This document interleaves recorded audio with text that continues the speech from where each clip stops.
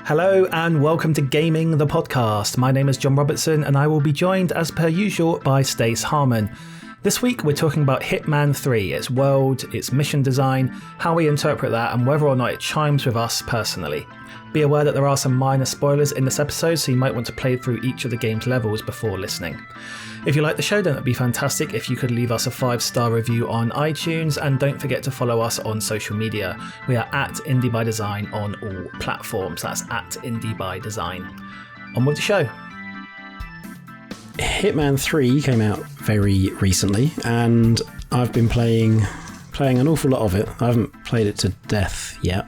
That's the first pun. First of many. Strong start. I haven't played it to death yet, yeah. But something I've really been enjoying about it, and something that I've always enjoyed about the Hitman games, but I kind of have a renewed appreciation for it at the moment, is it's a sandbox game, but it's how much like a toy box it is. I like how the tools are employed to basically as toys for you to play around with, and you can play dress up with your Agent 47 doll and equip him with silly items and throw bananas at people and stuff like that.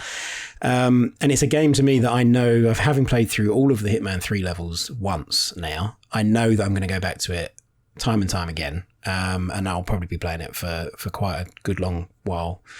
But I also know, as I was playing it last night, finishing it off, it occurred to me that for you, who I think it's probably fair to say, as somebody who, once they have perhaps a handle on how something works, or they feel that like you've seen everything that there is to see in terms of new ideas, I'm aware that with certain games that can that can signal the end of it for you. Like that's the end of your interest in it. And so I wonder, how have you been getting on with Hitman 3, and have you reached that point of feeling like you've seen all of the good ideas and you may not be playing it for too much longer?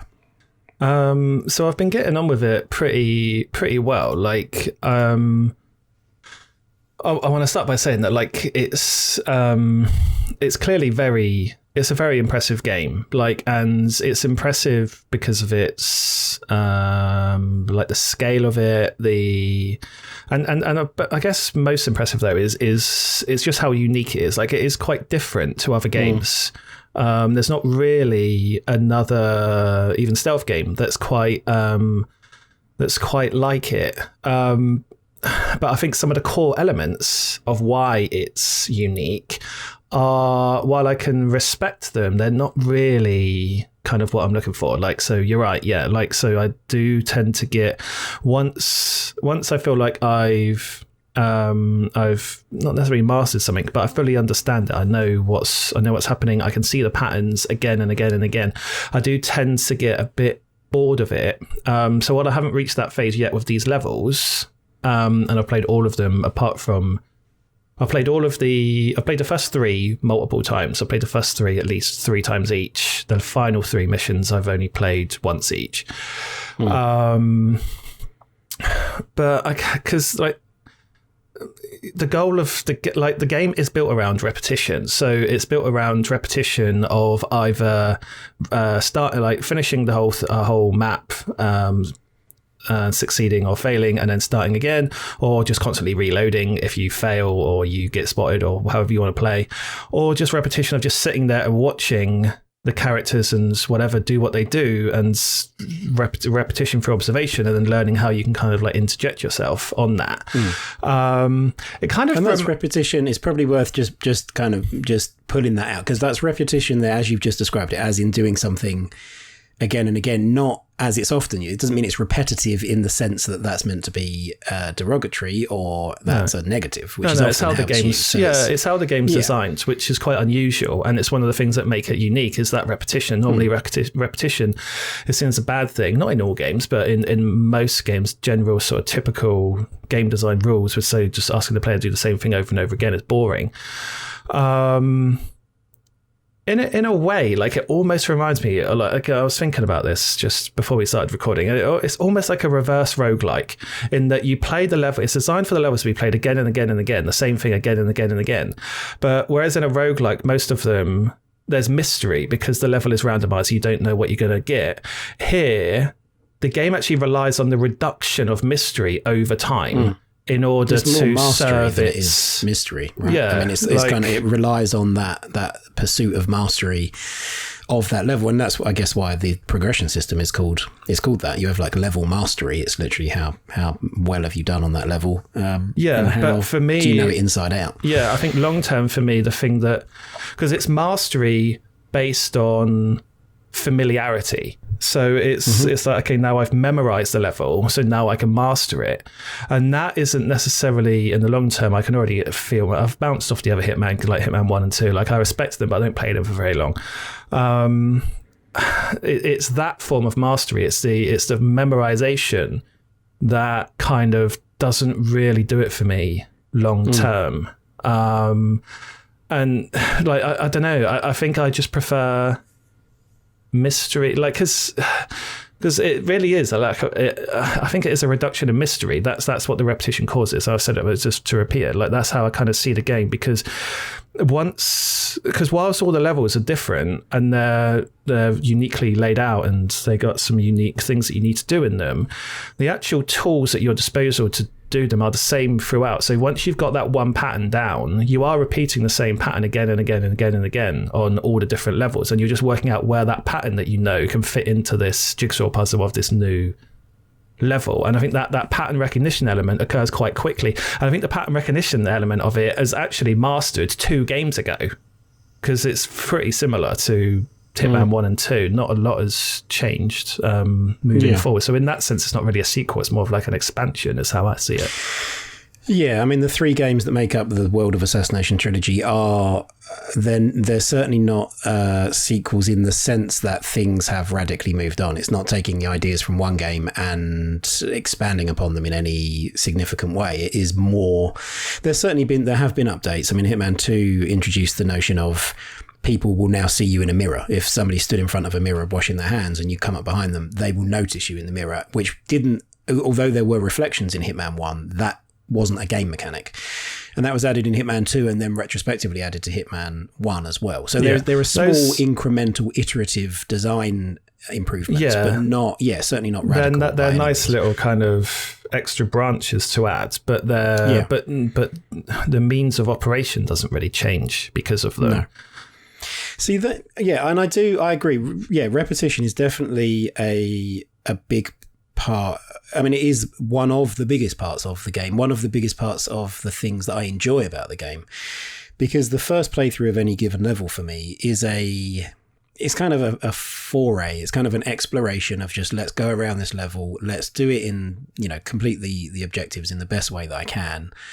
But really, I'm just getting it's like I'm doing a reconnaissance sort of mission. It's just, I'm going through it to find out, see where things are, and I'll pick up certain items that I won't use on that particular run through, but then I know where they are and, come back later and try that out. But there's a reduction of mystery. Yes. Yeah, for sure.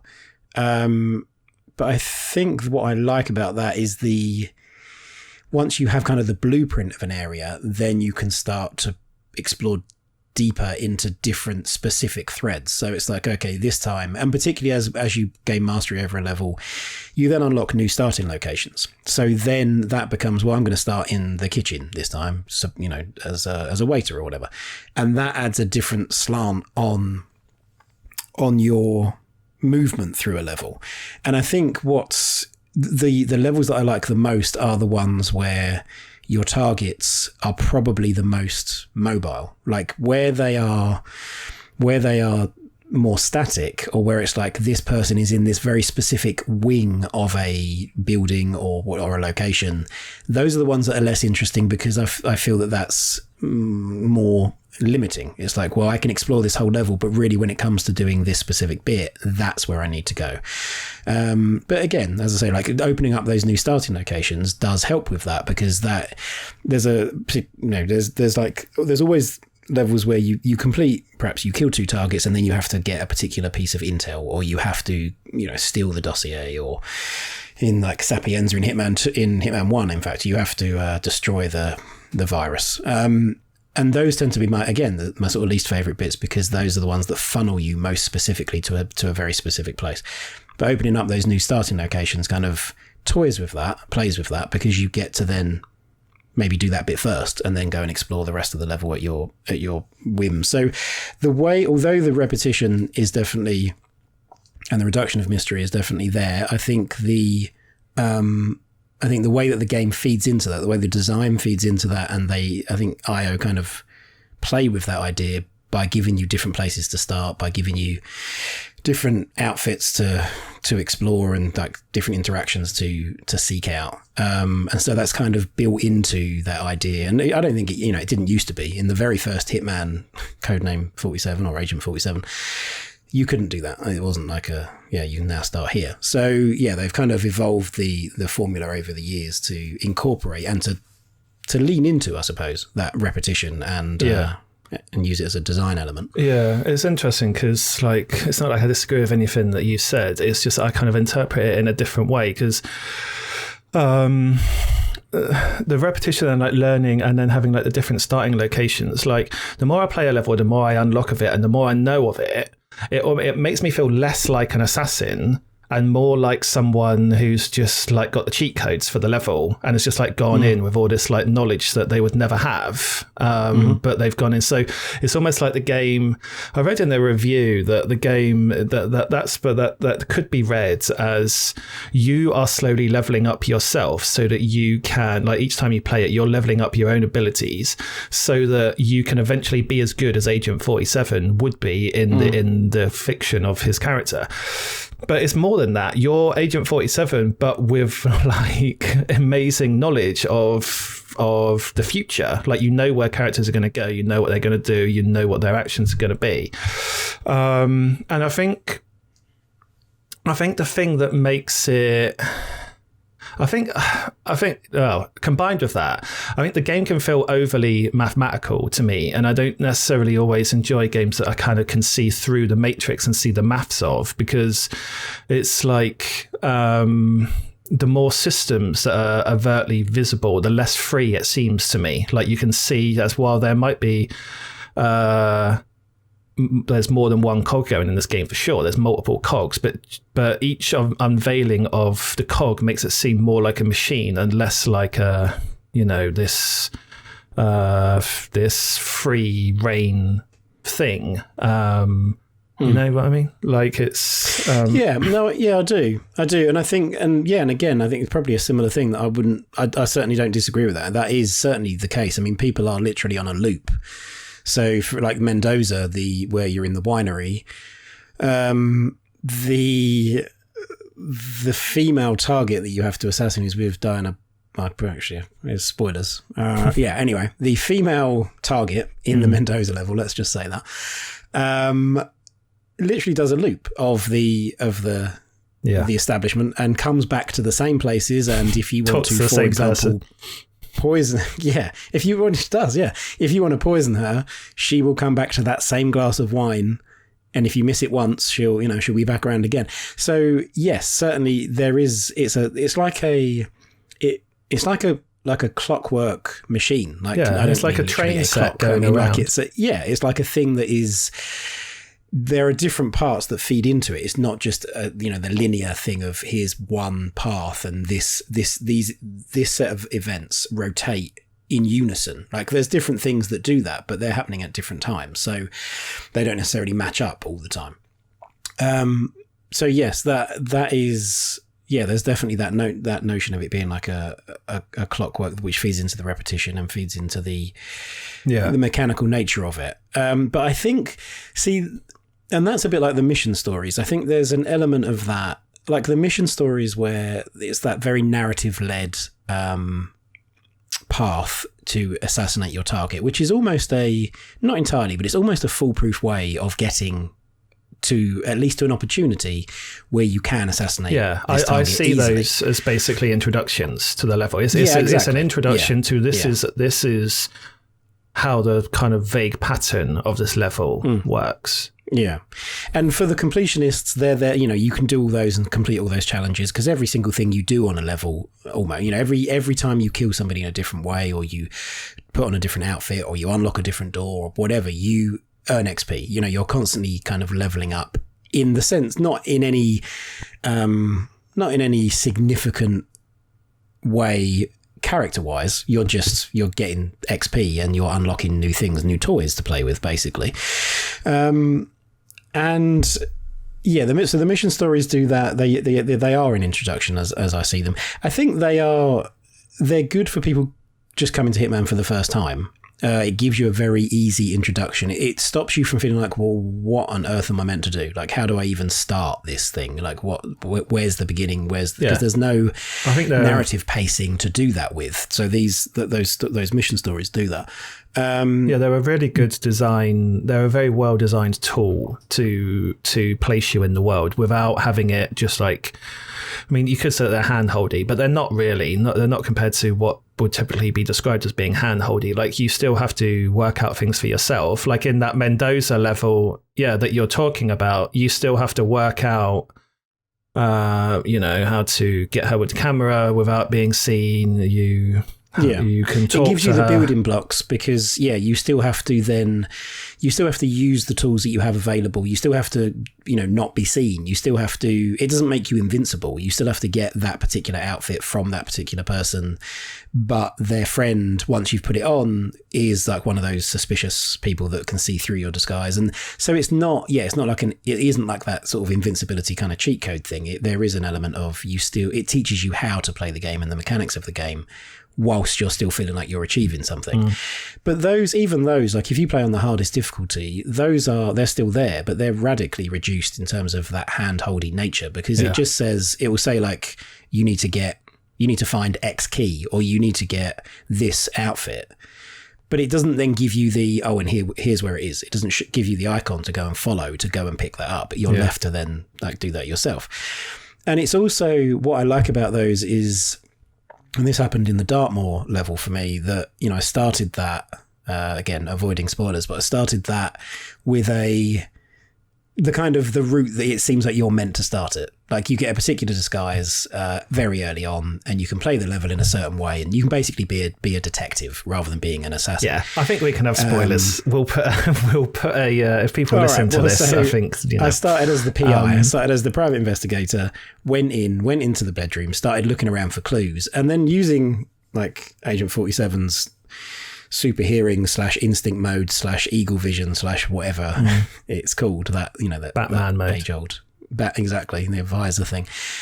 I had saw that the target was actually kind of up a couple of floors up somewhere, and I abandoned that entirely, went outside onto the balcony, subdued the guard that was out there, shimmied along the balcony and climbed up to where she was, and brought like this ornate chandelier down on her head. So I just it doesn't lock you into it, is my point. It doesn't, like, once you've started pursuing one of these mission stories, you can just stop at any point. Yeah, it's just a layer added on top. It's not a funnel. No, but I think the problem, the danger with it is that people may view it as that. I think that's my concern, is that people who are coming to Hitman for the first time play one of those and go, well, it just tells you what to do. Like, it's very prescriptive. It's good at teaching you the basics, but only if you're going to take those and then employ what you learn elsewhere. If you just play through it and go, okay, well, great, I got 5 stars for that level. Like, if you're going to be kind of results driven, I guess. I think that's a valid. Like, if people are having fun playing it like that, then I think that's okay. I mean, if they're playing it like that and then attacking it and saying the game is predictable and boring and whatever, then they haven't got it. Although, again, going back to repetition thing, the more you play it, the more predictable it becomes. It's interesting that, because after you've gone through those initial, there's the story missions that you can follow, and then you start. So the game kind of starts quite easy. It's got a weird difficulty curve. So the game's quite easy if you just follow those tips, those story beats. But then the game becomes more difficult when you don't follow those. But then the more you play, the easier the game comes again. So it's got like this weird difficulty curve that kind of is like low, high, then low again, because because of the repetition, you know more stuff, and then you can start to just make, just take advantage of the guards who only have like a 3 meter sight line, or don't recognize you when you've just killed their mate and put on the clothes that they were talking to 4 seconds earlier. And it takes a little while for their awareness thing to fill up as well. And again, you can start using that to your advantage. It's like, well, I've got a dash from here to there. They're going to see me, but are they going to see me quickly enough that it's going to screw me over, or can I get out that door and then they'll forget all about me? And that's like, okay, yeah, for sure. Yeah. And I'm laughing at it, but I think it's actually good design. Like, if they just saw you immediately, it would be absolutely ridiculous. It'd be so frustrating and so hard and so just so difficult that the actual audience for the game would be so small. Yeah, it's silly to bash. I think would be silly to bash something for like, oh well, it's not realistic. I mean, it's obviously not meant to be, and that's part of the toy box element. It's part of the tools you're given, part of the seeing the matrix, understanding that I can get from here to here, which you don't know when you first go into it. You learn that. It's like, okay, well, I can probably dash from, you learn to gauge how far you can get or how close you can get to somebody without being seen, because everybody has the same default programming. And I enjoy playing with that aspect of it rather than sort of like, being put off by it, I guess. Yeah, I think one of the things that I miss, actually, from this one compared to the other two, is that the elusive targets are not in the game yet. Although IO have said that they are going to be at some point, but they haven't given a window for that. And I think that for me, they're exciting because they get away from the tension, they get away from the repetition by adding the enormous tension of only giving you one try at this. So that for me, it rids it of that roguelike sort of that reverse roguelike thing that I was saying before. It rids it of course the repetition is still there because you've probably played that level lots of times and you can just sit there and watch the target for ages if you want, but that kind of sits better with me because it's got the extra layer of tension through failure, and one failure is going to end it, whereas failure in how the normal game's set up is kind of not really a thing, because failure is only really time, and in that you just go and start again or reload your save or whatever. Plus failure also gives you success in that you've gained loads more information probably, and you've learned how the level works a bit more. But with the elusive target, that's taken away. Like, you really is like there's no safety net on that, and that's more interesting to me than the normal missions are. Yeah, the elusive target. Yeah, I'm looking forward to seeing those again because they were a highlight, I think, particularly for me, of the first game. I played the first game. It's worth just exploring that a little bit, because the first game was episodic, and I seemingly was one of the few. I don't know. I loved the fact that it was episodic. I really got something out of it was a form and function thing. I really got something out of the way that the episodes were released every couple of months, I think it was. And that gave me that time to spend on one level and to replay it and to master it and to get to mastery level 20, to really like play it inside and out. And it also fit for me from a thematic standpoint of, 2 months ago I was in Paris and now I'm in Italy, and that's just the next contract that Agent 47's got. I can see, have you got a Agent 47 tattoo on the back of your head that no one can see, and you wear leather gloves around the house and hide in doorways? I do have this, that for the people that can't see this, which is everybody. It's a little Agent 47. This is great radio right now. Yeah, little Agent 47, what are they called? Like a little chibi thing that has got a barcode on the back of his head that I got from Absolution. That was from Hitman Absolution back in the day. But no, I mean, it feeds into, we've talked about this a bit before with like The Last of Us Part 2. This is how I play a lot of games. And the games that I enjoy the most are the games that speak to me in this way, that I don't necessarily go looking for. I don't sit down and think, how can I make this game more narratively fulfilling? I know, I'm going to pretend to do X, Y, and Z. It is just something that happens as I'm playing it. And so an example that we talked about recently was like, I'm not particularly keen on dumping weapons in any of the levels, like rubbish bins, because they are ICA branded. Not in Last of Us. Hitman. Yeah, absolutely. They are ICA branded weapons, and it's like, well, that's not leaving no trace because somebody will find that, and of course, there's the nonsense of this super secret organization having branded weaponry is of course. I know. Well, how else do you keep yourself secret by just but chiseling your name into a weapon? I mean, I don't. That's like, I don't care about that. As a point, I'm in the level, but the one point in Hitman 3 where that changed for me was in the China level. Where you're against the ICA, you're actually, spoilers, you're on the other side of it, and it's like, well, now I don't care if anybody finds this. So, and these things that happen, a bit like when I didn't use Joel's gun in Last of Us after Ellie gets it, it's like, well, I'm only going to use this gun to kill people that killed Joel. I'm not going to upgrade it on my first playthrough. That immediately is a thing that just, that's like a given for me. It's not something I have to think about. These are the things that make games mean more to me, and I think particularly at the moment with the last year or so that we've had, that kind of seeking out things that speak to me in a certain way and playing them a lot and just like enjoying them for the feeling that they are able to create. Not like an emotional, like, oh, the Hitman's narrative it pulls on the heartstrings, nothing like that, but just the way that I'm able to sit down and settle into it and like just get comfortable and feel these little sort of emergent stories pop up unbidden. Just like, yeah, I'm going to follow that guy, or that conversation over there is quite amusing. That's that's given me insight into the world. So it's those things. It's those things that I've been enjoying possibly the most about Hitman. It's that the feeling of I can approach this in a real results-driven 5-star quickest time possible kind of way. Or I can just sit down and spend an hour playing a level that could probably take me 20 minutes if I, applied myself, and just explore it and just enjoy the kind of the deliberately slow pace of it, because there is no specific like time limit on it. So I like that it can be those things, and I'm kind of finding that I'm seeking out those experiences that speak to me in that way. And that's, Hitman 3 has been that for me. And I think will continue to be. Yeah, because I like on the finding like little bits and picking up on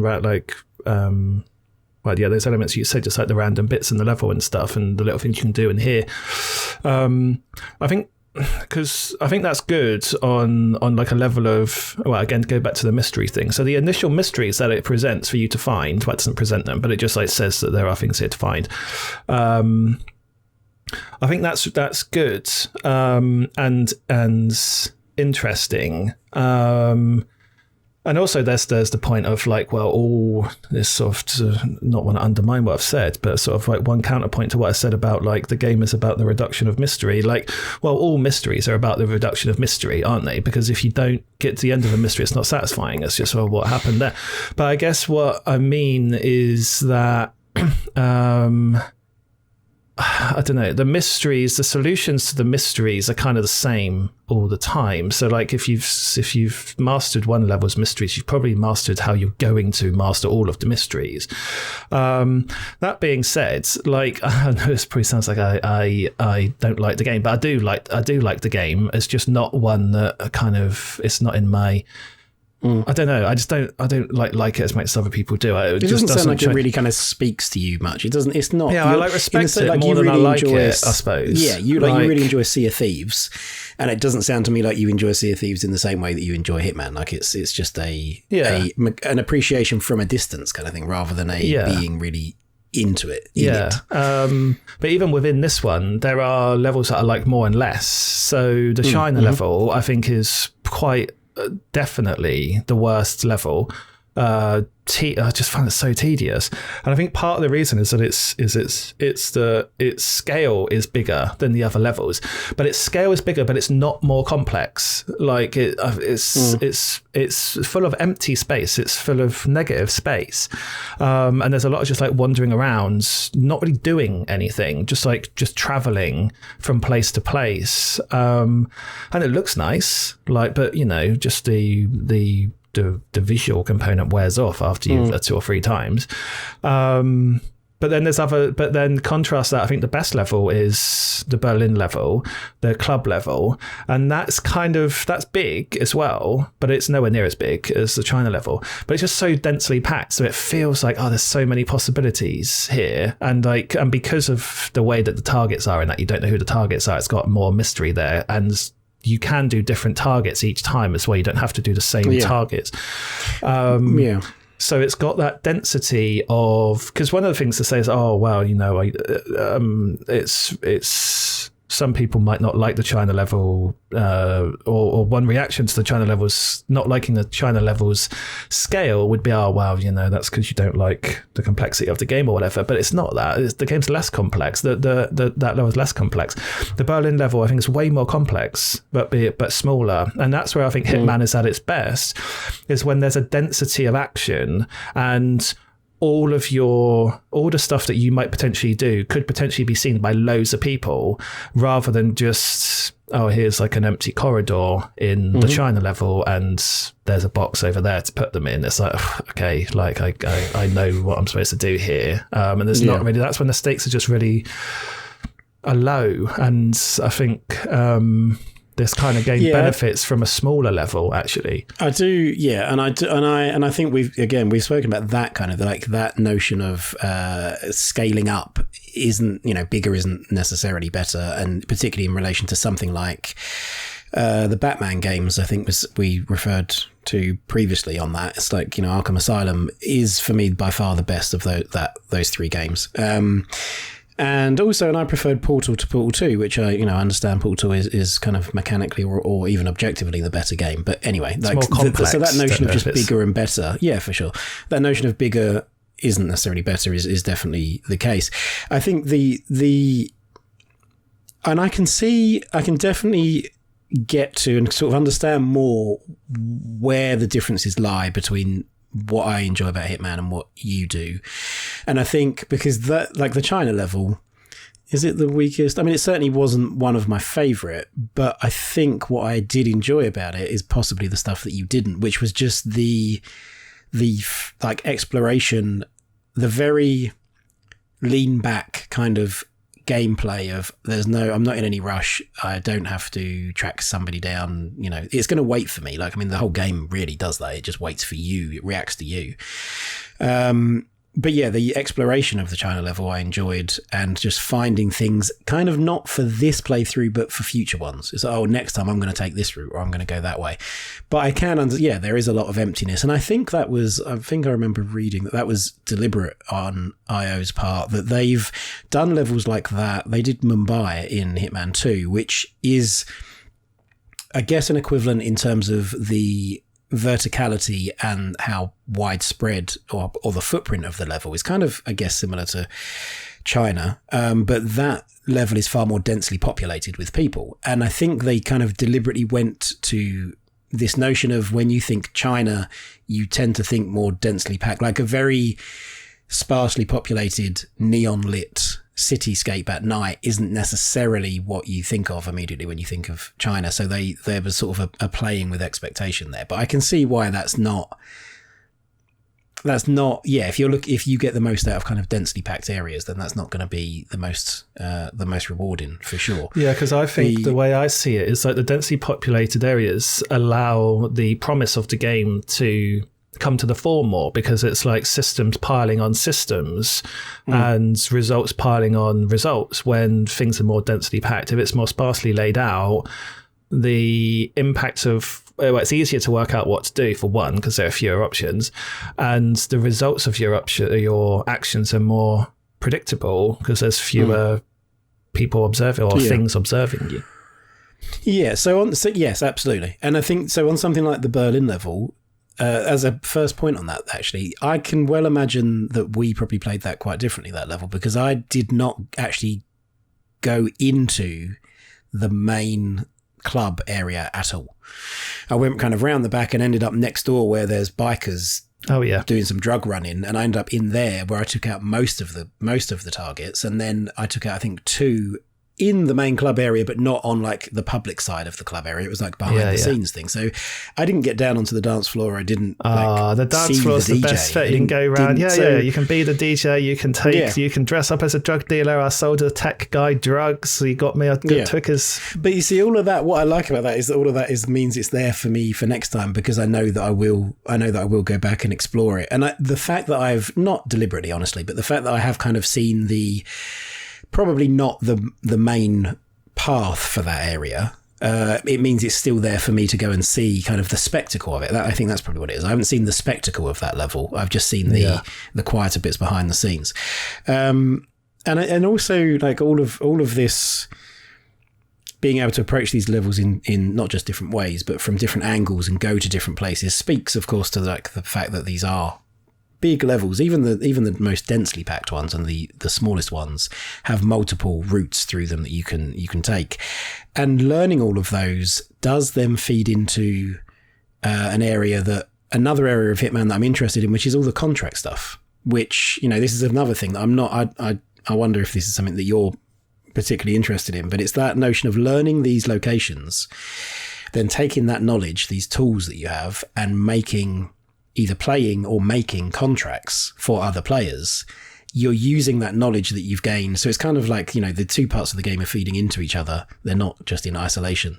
And that's another thing that I enjoy in the escalation contracts, where it's just it's almost that childlike play thing again of, okay, we'll now do the level, but instead, you know, now there's like laser wires everywhere. It's just like that. It's like that really sort of unbridled silliness, really, of there's a fashion show going on in Paris, but now all the doors have got mines on them or something. It's like, I like those bits. I like the escalation contracts in this game because it does.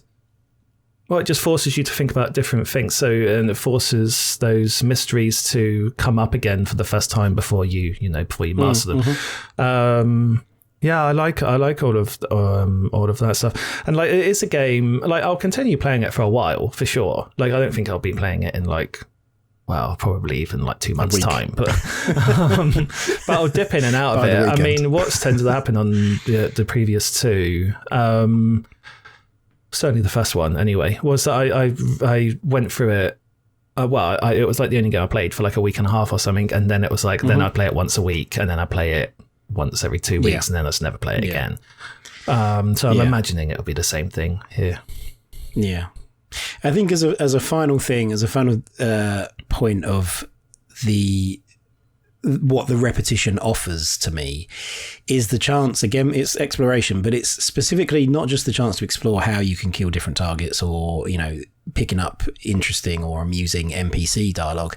It's being able to explore locations, some of which I think are really, really well made. So I think some of them convey, like the Dubai level, whilst it's not really my favorite in Hitman 3, I think it does a very good job of like portraying this opulent, extravagant, over the top environment where you can walk through and there's like an indoor like Japanese garden, and there's water features, and there's all this stuff, and there's a couple of levels like that throughout the series. The Hokkaido level in the first game I think is like that it manages to convey a sense of place through what it feels like to be there. Like I think they've done a good job of this isn't just this is a reworked hotel. It's like there's an actual feel to the place, and probably Mumbai in the second game I think as well, they did really well with that. So that repetition gives me the opportunity to explore those places, not just from a systems or gameplay standpoint, but just from an architectural kind of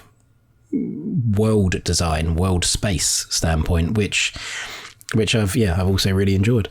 Yeah, well, I think that's what the game is about, really, isn't it? The character might be Agent 47, but the levels of the characters, like that's what this is all about. Like, I suppose, like, because it's almost like playing a board game that's got the same rules, but 10 boards. Like that's kind of how I interpret it. Like all the things you can say, all the actions you can take, all the dice that you've got, all the cards that you've got, whatever, are the same throughout. It's a different board each time, and like I've spent a lot of time saying why things I don't like about it, but I do like the game. It's just not necessarily what I'd look for long term. Thank you for listening. That was Hitman 3. We'd love to hear your thoughts and interpretation on the game, so do get in touch with us on social media. We are at Indie by Design on all platforms.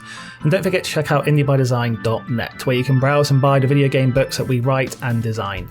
Oddworld Abe's Origins, the history of Oddworld inhabitants from Abe's Odyssey to the upcoming Soulstorm, is available now, as is Art and Stories of Indie Game Creation, which features insight and art and design from the world's most renowned independent game studios. Through our site, you can also pre-order 20 Double Fine Years, our tome of everything Double Fine, from Psychonauts 1 and 2 to Grim Fandango, Day of the Tentacle, Broken Age, Brutal Legend, and much more. That's all available at indiebydesign.net. Thanks for listening, and we'll see you again next week.